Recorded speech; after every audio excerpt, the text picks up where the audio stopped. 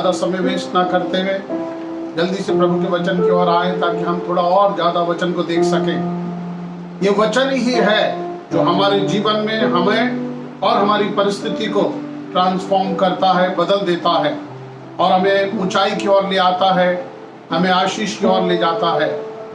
पिछली बार मैंने आपसे कुछ बातें की थी प्रभु के वचन के अनुसार।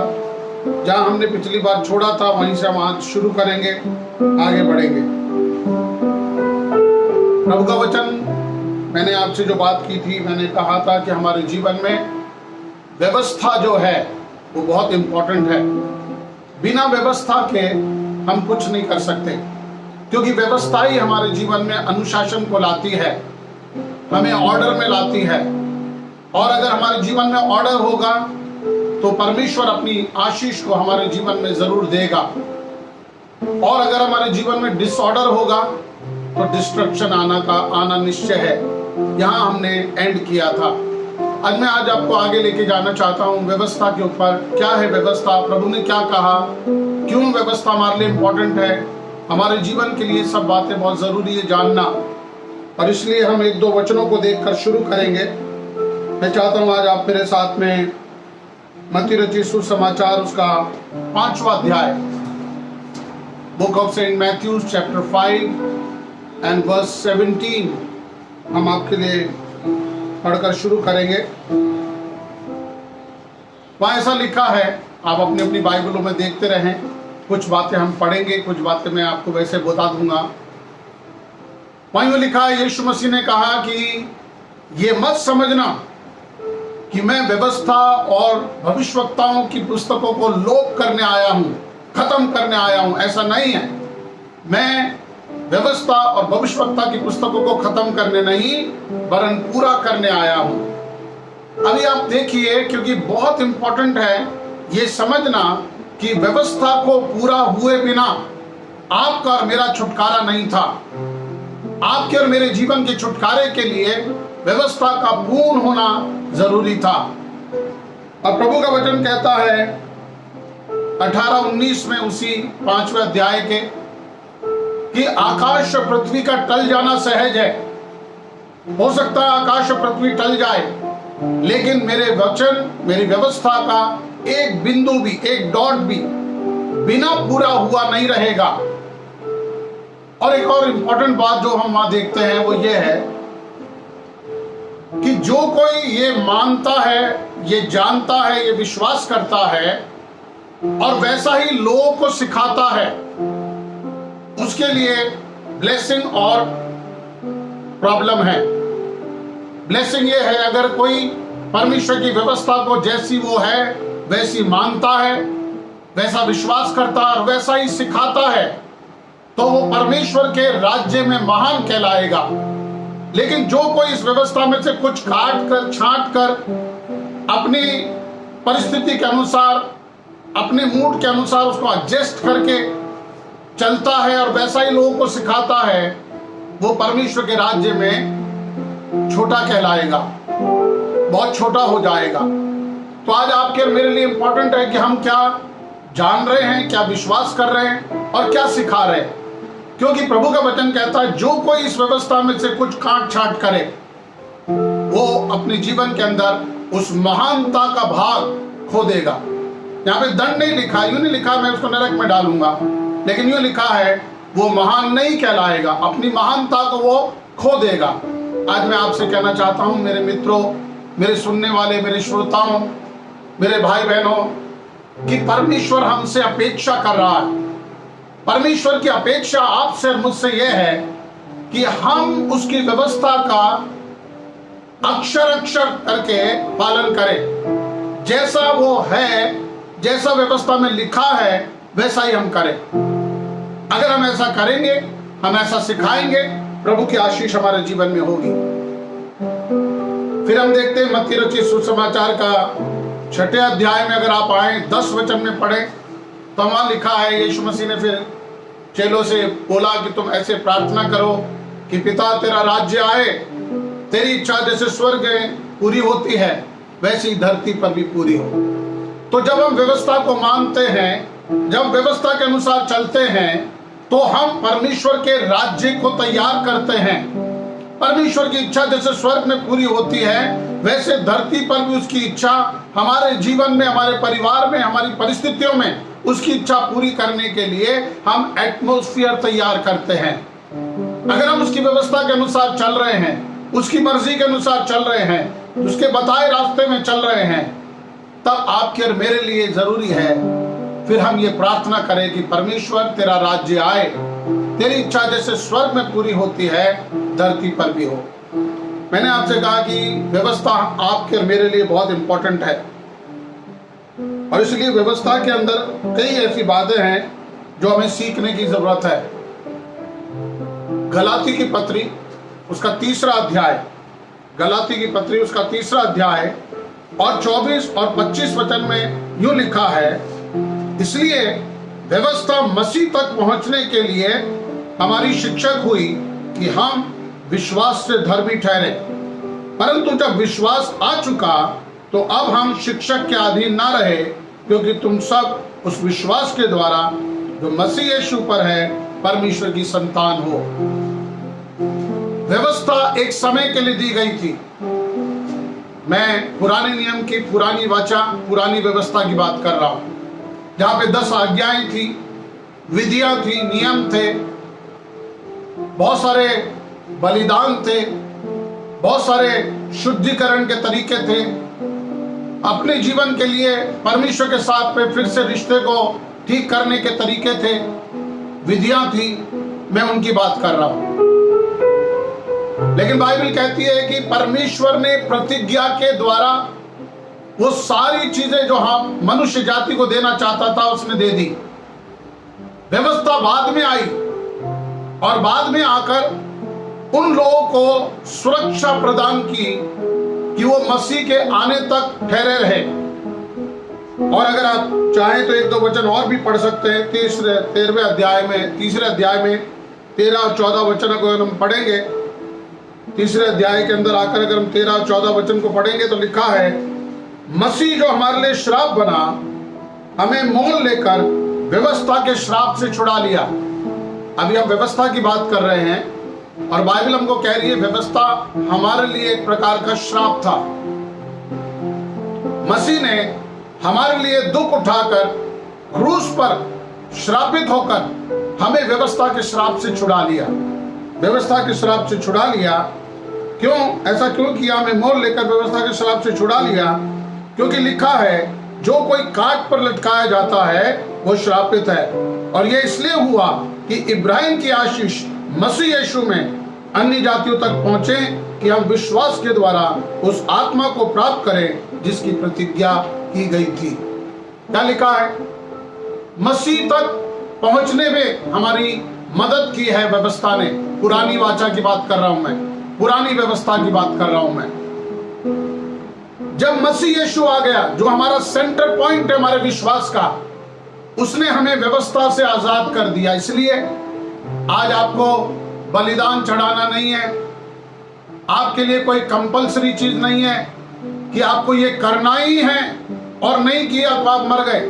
पुराने नियम में अगर आप देखेंगे, पुराना नियम या पुरानी वाचा मृत्यु की वाचा बोली गई है, दंड की वाचा बोली गई है। वहां पर कोई दया नाम की चीज नहीं है। आपको ये करना है, करना है, हर हाल में करना है। अगर आपने नहीं किया आप श्रापित हैं, आप पापी हैं, आप मृत्यु के लिए ठहराए गए हैं। लेकिन मसीह ने आकर आपको और मुझको व्यवस्था के श्राप से छुड़ा लिया। गलाती की पत्री के 4थे अध्याय में भी आकर हम 1-2 बातों को देखेंगे, फिर हम आगे बढ़ेंगे। मैं ये कहता हूं, 4था अध्याय पहले वचन से पढ़ रहा हूं मैं, 1 से 7 तक है। वैसे अगर आप देखना चाहें, लिखना चाहें तो लिख सकते हैं और पढ़ना चाहें तो पढ़ भी सकते हैं। मैं ये कहता हूं कि वारिस जब तक बालक है,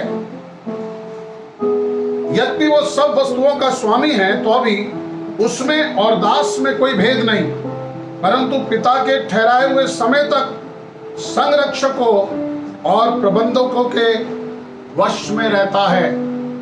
क्या लिखा है? जब तक एक वारिस बालक है, जब तक वो मैच्योरिटी में नहीं आता तब तक उसमें और दास में कोई फर्क नहीं है। पिता उसको संरक्षकों, शिक्षकों, गुरुओं के अधीन कर देता है। पुराने समय से हम देख सकते, जो राजा के बच्चे होते थे वो मठों में भेज दिए जाते थे, गुरुओं के पास रहते थे, वो उनको हर प्रकार की विद्या सिखाते थे और उनमें और दूसरे जो वहां पर जो शिष्य होते थे उनमें कोई भेद नहीं है। ये राजा का बेटा है और ये वजीर का बेटा, इसमें कोई फर्क नहीं है, सब एक से होते हैं। और राजा का बेटा, उसके पास भी कोई अधिकार नहीं जो नेक्स्ट राजा बनने वाला है। यहां लिखा है, हालांकि हम जो वारिस थे, हम जो परमेश्वर की संतान होने वाले थे, फिर भी हमें व्यवस्था के अधीन, शिक्षक के अधीन कर दिया, ताकि एक ठहराए हुए समय तक, एक नियुक्त समय तक, कुछ समय के लिए आप और मैं उस शिक्षक के अधीन रहे। ऐसा लिखा है 3 वचन में, वैसे ही हम भी जब बालक थे तो संसार की आदि शिक्षा के वश में होकर दास बने हुए थे। जब तक हम बालक थे तो संसार की आदि शिक्षा के अंदर होकर क्या करते हैं? दास बने हुए थे।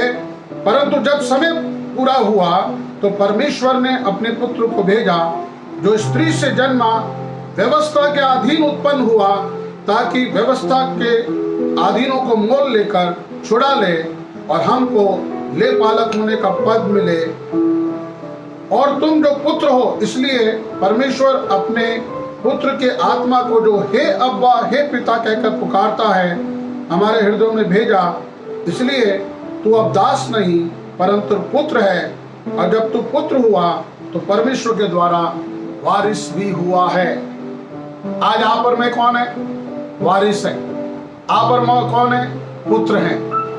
आप और मैं व्यवस्था के अधीन नहीं है, रीति रिवाजों के अधीन नहीं है, हमें ट्रेडिशन के अंडर में नहीं छोड़ दिया कि तुम ये करो, वो करो, ऐसा करो, तुम पाप कर लो तो पाप बलि चढ़ाओ, नहीं तो दोष बलि लेके आओ, और ये सारे बलिदानों से हमें आजाद कर दिया।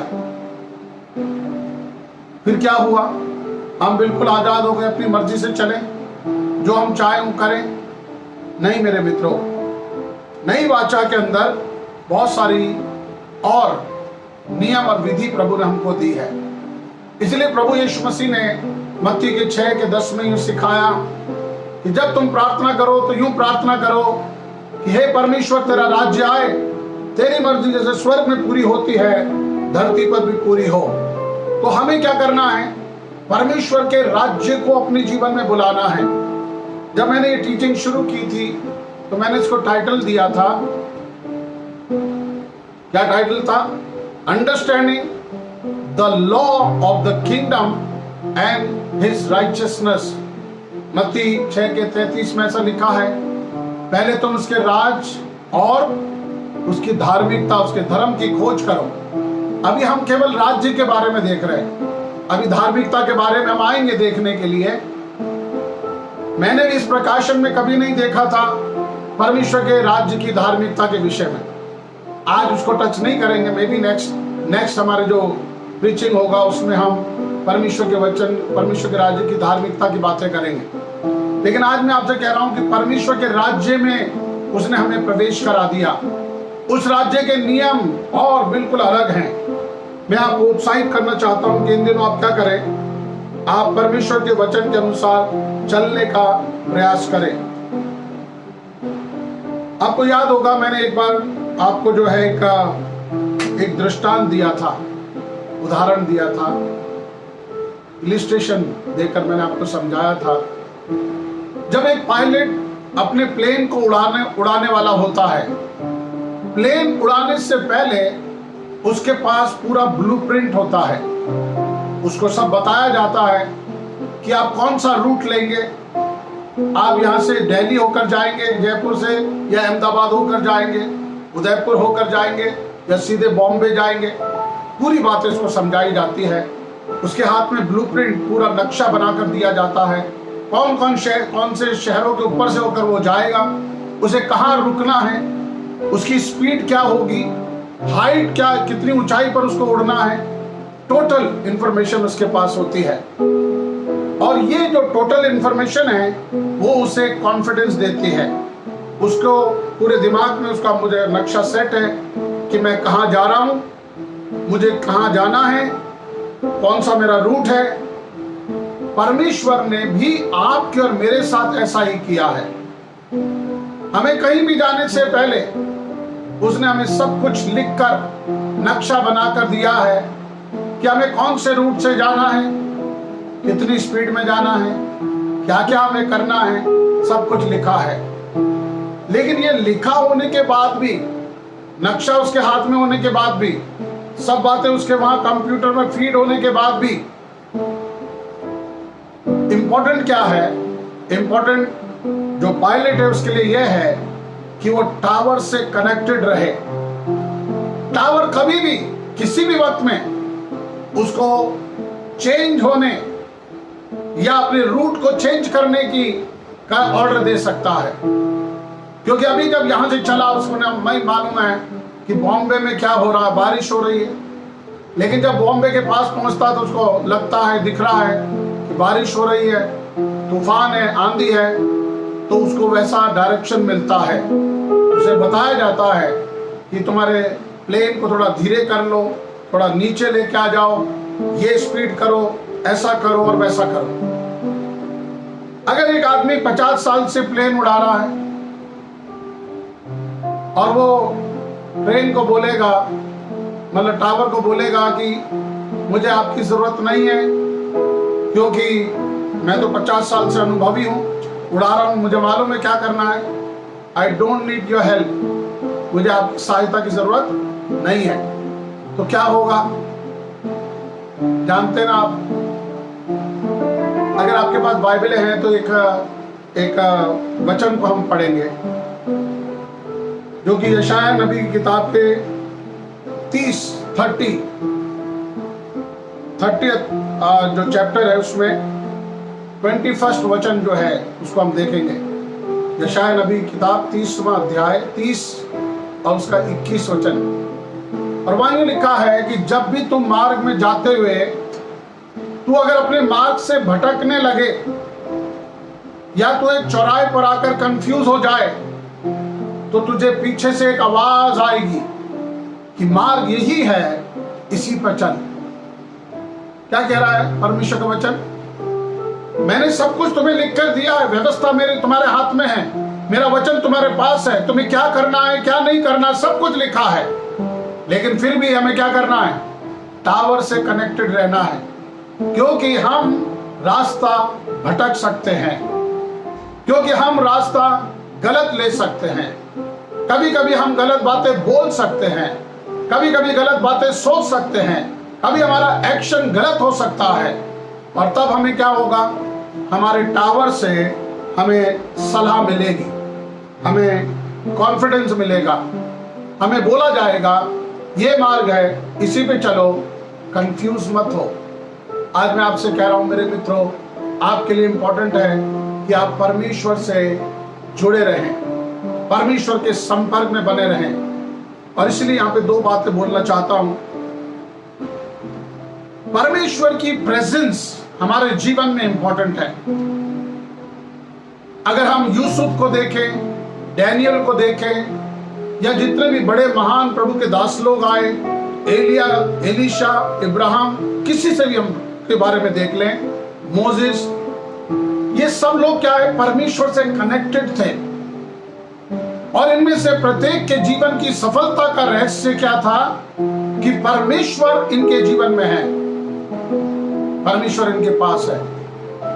और आज मैं आपसे कहता हूं, अगर हम परमेश्वर से कनेक्टेड रहे, हमारे जीवन के लिए कोई भी हमको हरा नहीं सकता, हमें गिरा नहीं सकता, हमारे जीवन में कोई समस्या नहीं हो सकती, लेकिन केवल सफलता, सफलता और सफलता। तो आपको मुझे क्या करना है? आपको मुझको ये करना है कि परमेश्वर की प्रेजेंस के लिए जो कीमत चुकाना पड़ता है, आपको और मुझको चुकाना है। अगर आप कीमत चुकाने के लिए तैयार हैं, परमेश्वर आपके साथ में रहेगा। हम बार बार देखते हैं यूसुफ के बारे में, दानियल के बारे में। ऐसा लिखा है कि उनके राजा लोगों ने कहा इसमें पवित्र ईश्वर की आत्मा निवास करती है, इसका परमेश्वर इसके साथ रहता है, वो समझ का आत्मा इसके ऊपर रहता है। हर बार ऐसा बोला गया। जब भी वो लोग एक प्रॉब्लम के बीच में खड़े हुए, वो राजा ने, उसके अधिकारियों ने कहा इसमें जीवित ईश्वर का आत्मा निवास करता है। और इस कारण वो सफल होते गए, ऊंचाइयों पे जाते गए। विरोध होने के बाद सब लोग उनसे जल रहे, सब लोग उनको गिराना चाह रहे हैं, लेकिन कोई ताकत उनको गिरा नहीं सकी। कारण क्या था? परमेश्वर की प्रेजेंस। आज आपके और मेरे लिए क्या इंपॉर्टेंट है? परमेश्वर की प्रेजेंस। परमेश्वर की प्रेजेंस कैसे आएगी? कीमत चुकाना पड़ेगा। इसलिए दाऊद कहता है मैं तेरी प्रेजेंस को इतना चाहता हूं परमेश्वर, कहीं और एक राजा के रूप में पूरे ऐश आराम सुविधाओं के साथ में, मनोरंजन के साथ में, बेस्ट खाने के साथ में, बेस्ट फैसिलिटी के साथ में 1000 साल कहीं रहने से मैं ये उत्तम समझता हूं। मेरे लिए अच्छा लगता है मुझे कि मैं तेरी डेवड़ी पर कुछ क्षणों के लिए खड़ा रहूं, तेरे मंदिर की सीढ़ियों पर मैं खड़ा रहूं, वहां मुझे जगह मिल जाए। और कभी कभी वो अपने दिल की उस इच्छा को इस प्रकार पेश करता है जलन के रूप में, और वो कहता है हे परमेश्वर देख, तेरे भवन में गौरवियों ने अपने घोंसले बना लिए हैं। वो क्या ही धन्य है कि वो तेरे भवन में निवास करते हैं। छिपकलियां तेरे भवन में तेरी उपस्थिति में रहती हैं। वो क्या धन्य है। काश मैं भी ऐसा होता, काश मेरे लिए भी ये संभव होता कि मैं तेरी प्रेजेंस में, तेरी उपस्थिति में ठहरा रह सकूं, निवास कर सकूं, रह सकूं। मेरे लिए कितना अच्छा होता। अब उसके लिए उसने कीमत चुकाई है। बाइबल कहती है, दाऊद कहता है प्रति भोर को मेरी आवाज तुझ तक पहुंचेगी। परमेश्वर मैं दिन में 7 बार घुटने टेक कर तेरे सामने प्रार्थना करूंगा। मेरे कितना भी बिजी शेड्यूल हो जाए, मैं एक राजा हूं, युद्ध में जा रहा हूं, कहीं भी कुछ भी हो, लेकिन मेरा काम है मैं तेरे सामने दिन में 7 बार घुटने टेक कर प्रार्थना करूंगा, तुझसे कनेक्ट रहूंगा, तेरे संग जुड़ा रहूंगा, क्योंकि तू ही तो है जो मुझे जय देता है। एक दाऊद जैसा आदमी, बहुत ही सामर्थी बुद्धिमान आदमी, दाऊद परमेश्वर से कहता है तेरे बिना मैं कुछ नहीं। मैंने आपको कहा कि 50 साल से एक आदमी अगर एक फ्लाइट को उड़ा रहा है, इसका मतलब ये नहीं है कि वो अपने अंदर इतना होशियार हो गया। हाँ, नॉलेज उसको है, उसको ज्ञान है, उसको समझ है, लेकिन उसको टावर के संग कनेक्ट रहना इंपॉर्टेंट है। एक बार ऐसा हुआ दाऊद के जीवन में कि परमेश्वर ने, उसने कुछ गलती की है। गलती करने के कारण उसने इजराइल की गिनती ले ली, जो खुदा ने कहा मत लेना। कभी कभी खुदा में ऐसी ऐसी बातें बोलता है। उसने कहा इजराइल को कभी सेना को गिनना मत। क्यों मत गिनना? क्योंकि अगर तेरे को ऐसा लग जाए कि मेरे पास 5 लाख सैनिक है, अगर कोई 2 लाख सैनिक लेके आ रहा है तो मैं उसको आराम से मार लूंगा, मुझे खुदा की जरूरत ही नहीं। इसलिए खुदा ने कहा कभी गिनती मत लेना, बस निर्भर रहना। मुझे नहीं मालूम मेरे पास कितने लोग हैं, लेकिन जो भी आ रहा है मैं उसका सामना परमेश्वर की सामर्थ्य से करूंगा। लेकिन दाऊद ने गिनती ले ली। पता तो करे कितने लोग हैं हमारे पास। कभी कभी आपके मेरे मन में भी होता है ना, परमेश्वर ने तो मना किया है, लेकिन एक बार देखते हैं, ट्राई करके देखते हैं, कोशिश कर लेते हैं, क्या होता है देखते हैं। परमेश्वर ने उसको कहा तू बड़ा योद्धा आदमी है, बड़ा हिम्मत वाला है, ऐसा कर मैं तुझे अमालेक की फलिस्तियों के साथ पे लड़ने के लिए भेजता हूँ, तू लड़ ले। अगर तू जीत जाए तो जीत जाए, और तू मर जाए तो मर जाए। ये चैलेंज तेरे स्वीकार है। दाऊद तुरंत परमेश्वर के चरणों में गिर गया और परमेश्वर से कहने लगा, हे परमेश्वर, मैंने अगर गलती की है, मैं अपनी गलती को मानता हूँ, और अगर मेरी गलती ऐसी है कि मुझे मरना है तो मैं तेरे हाथ से मरना पसंद करूंगा। खतना रहित अन्य जाति लोग कभी मेरे ऊपर हाथ न उठाने पाए। मैं आज आपसे कह रहा हूं मेरे मित्रों, अगर आपके जीवन में कुछ गलती हुई, कुछ पाप रहा, कुछ ऐसी बातें जो आपने नहीं की, खुदा ने कहा करना था, आज परमेश्वर के चरणों में आके कहना, प्रभु अगर मैंने गलती की है तो तू मुझे छू, तू मुझे मार, तू मुझे दंड दे, तू मुझे सजा दे, लेकिन शैतान और उसके पूरे संसार का मुझ में कुछ नहीं, वो मुझे हाथ भी नहीं लगा सकते। और ये मेरा विश्वास है कि शैतान मुझे छू नहीं सकता। आपका क्या विश्वास है? आप तो डरे हुए हैं कहीं उधर से निकल के मुझ में नहीं घुस जाए, कहीं ये बीमारी मेरे पे तो नहीं आ जाए, कहीं वो तो नहीं हो जाए, कहीं ये तो नहीं हो जाए। मैं आपसे कह रहा हूं, आपका ऐसा विश्वास होना चाहिए, खुदा अगर मैंने गलती की है, मैं कहीं मार्ग को मिस कर गया हूं, तो मैं तेरे हाथ से सजा पाना पसंद करूंगा। और परमेश्वर ने उसको जो कुछ भी करना था किया, लेकिन उसको जीवन दान दिया। मैं आज आपसे कह रहा हूं, जितनी जरूरत आपको खुदा की है, उससे कहीं ज्यादा खुदा को आपकी जरूरत है। वो आपको मारना नहीं चाहता, वो आपको हटाना नहीं चाहता, वो आपको गिराना नहीं चाहता। वो तो ये चाहता है कि आप अपनी गलती को स्वीकार कर लें और फिर से मन फिरा के प्रभु के निकट आए और फिर से प्रभु से कहें, प्रभु जैसा तू कहेगा मैं तेरे संग चलूंगा, तेरी मर्जी मेरे जीवन में पूरी हो, तेरी योजनाएं मेरे जीवन में पूरी हो। क्या सुबह आप खुदा से ये बोलने के लिए तैयार हो? हाँ प्रभु, मैं जो कुछ भी तूने अपने वचन में मुझे आज्ञाएं दी है, मैं उसके अनुसार चलूंगा। हम जब आज्ञाओं की बात करते हैं ना, तो बड़ी बड़ी बातें होती है। आज्ञा एक बड़ा शब्द है। पिछली बार भी मैंने कहा, आज्ञा छोड़े, परमेश्वर की बातों के संग सहमत होना सीख जाए।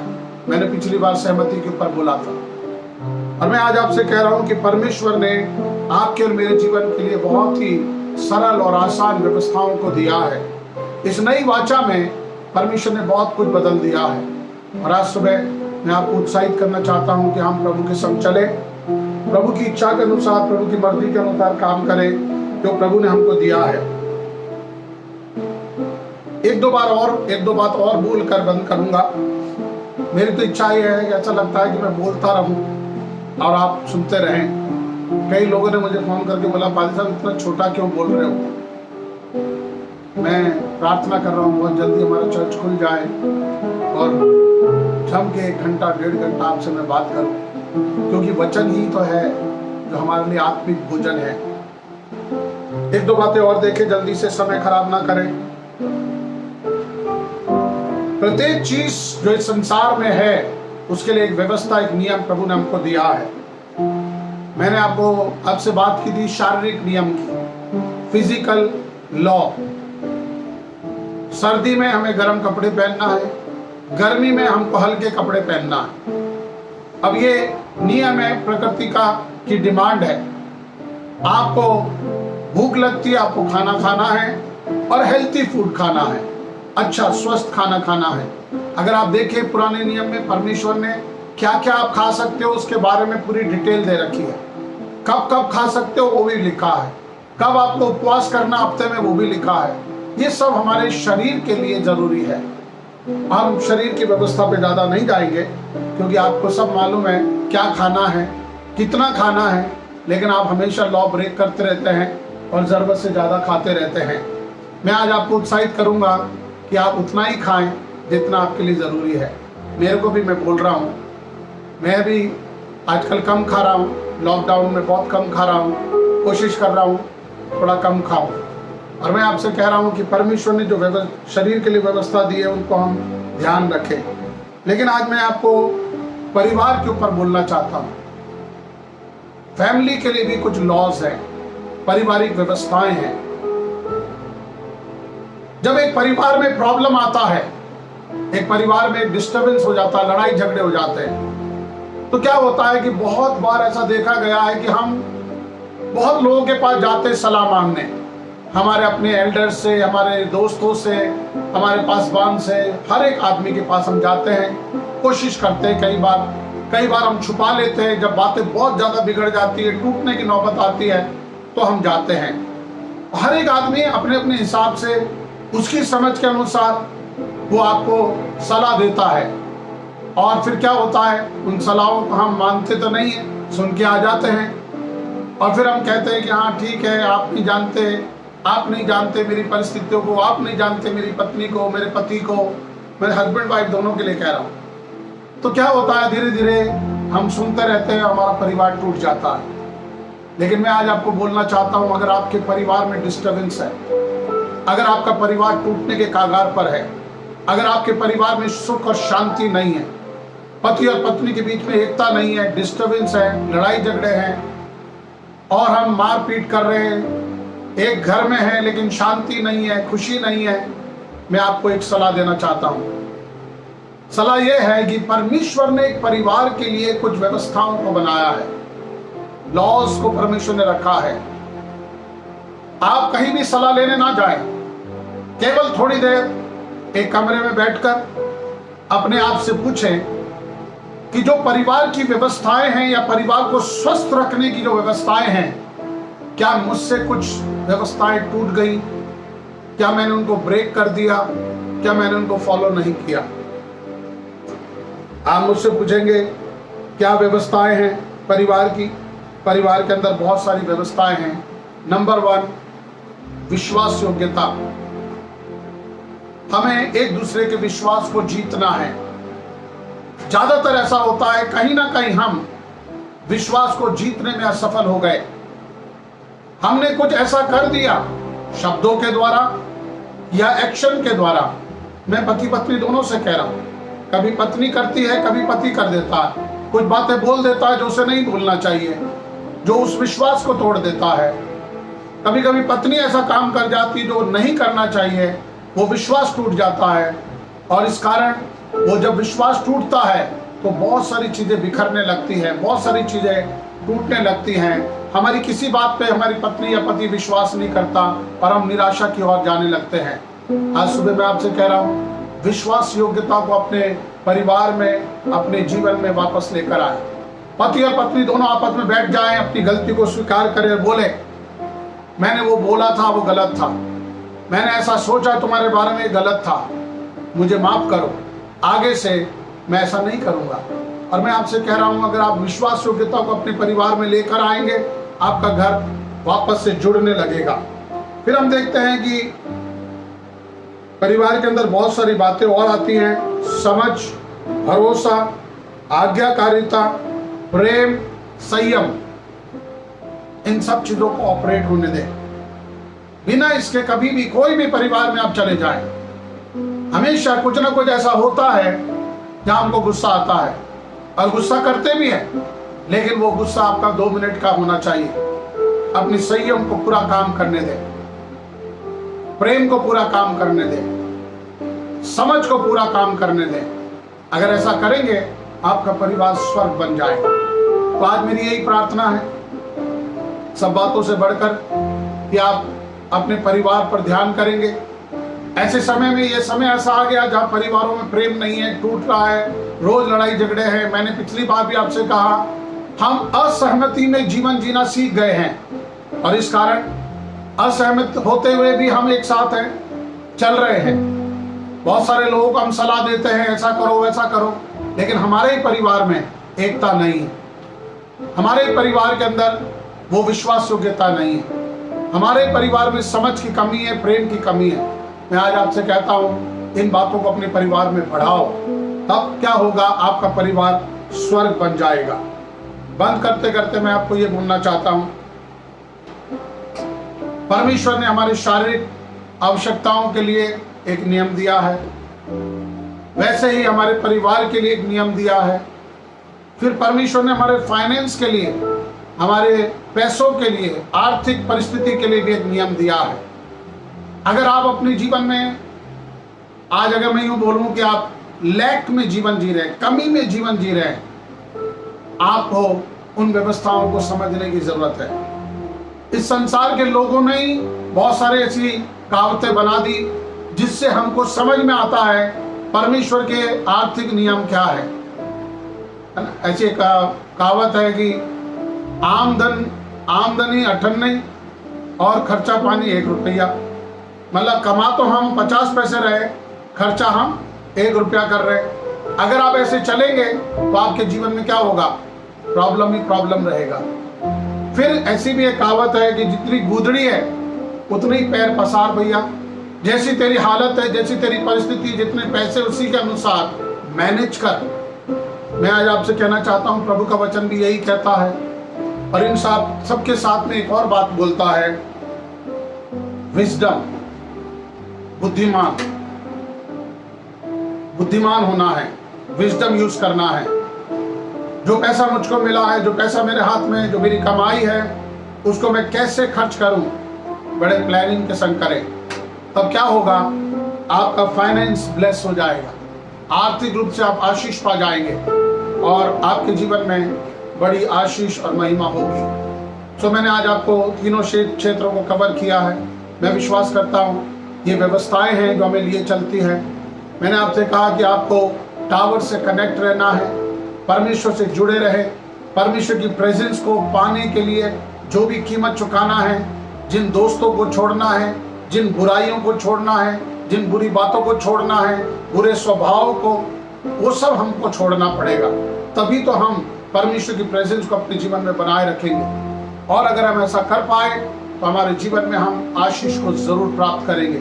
परमेश्वर ही है जिसकी उपस्थिति हमें आशीष देती है और आगे बढ़ने में हमारी मदद करती है। आइए हम प्रार्थना करें, प्रभु की ओर देखें।